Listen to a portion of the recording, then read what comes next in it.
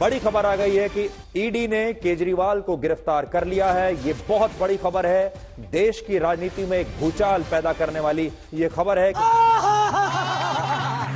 इतने तेजस्वी लोग हैं हमारे पास। तो भैया देखा चंदा गुरु का कमाल, अब की बार केजरीवाल को लपेट लिया गया।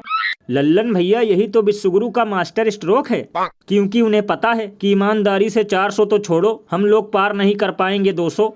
इसीलिए दिमाग में आइडिया आया कि विपक्षी नेताओं को जेल में ठूंसो। और लल्लन भैया मुझे तो लगता है कि जब से इलेक्टोरल बॉन्ड का खुलासा होने लगा, तब से भारतीय जनता पार्टी पूरी तरह से बौखला गई है। और इस मुद्दे को दबाने के लिए ये सब खेला हो रहा है, क्योंकि मंदिर का चूरन फ्लॉप हो गया, सीए का चूरन फ्लॉप हो गया, और अब ऐसे ही तोड़ मरोड़ कर जीतने की संभावना है। भैया इसीलिए तो लोग घनघोर बेइज्जती करते हुए ये कहते हैं कि मुंबई में फेमस है वड़ा पाव, और अब की बार होगा बिना विपक्ष के चुनाव। ये बड़ी अच्छी बात कही आप। और भैया केजरीवाल की गिरफ्तारी पर चाटुकार एंकर और अंधभक्त ऐसे खुश हैं, मानो कि जैसे सबके खाते में 15-15 लाख आ गए हों और महंगाई बेरोजगारी धरती से डायनासोर की तरह विलुप्त हो गई हो।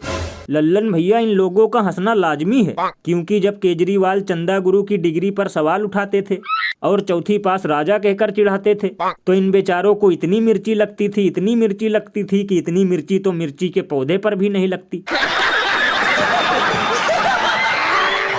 और अभी तो रुको, क्लाइमैक्स अभी बाकी है। और लालू जी तो अब अपनी बेटी तक को नहीं छोड़े, पहले किडनी लिए तब टिकट दिया। यही है लालू यादव जी का परिचय। तो भैया सुना, ये हैं बिहार के बीजेपी नेता सम्राट चौधरी। इनका कहना है लालू यादव ने अपनी बेटी तक को नहीं छोड़ा, क्योंकि पहले किडनी ली और फिर उसके बाद में टिकट दिया। तो लल्लन भैया इसमें चौंकने की क्या बात है, क्योंकि यही काम तो इनकी पार्टी वाले भी करते हैं। पहले लेते हैं जमकर चंदा और फिर बाद में उन्हें देते हैं धंधा। अरे बाप रे, ये तो धोती खोल रहा है। बताओ, अभी 2-3 दिन पहले ही मोदी जी नारी शक्ति पर भाषण दे रहे थे और माताओं बहनों के लिए जान की बाजी लगा रहे थे, लेकिन अब उनके पार्टी के नेता ही बहन बेटियों पर अभद्र बयानबाजी कर रहे हैं। भैया इसीलिए तो लोग घनघोर बेइज्जती करते हुए ये कहते हैं कि अगर ये लोग गर्म तवे पर भी बैठकर करें नारी सम्मान की बात, तब भी भूल कर नहीं करना इन लोगों पे विश्वास।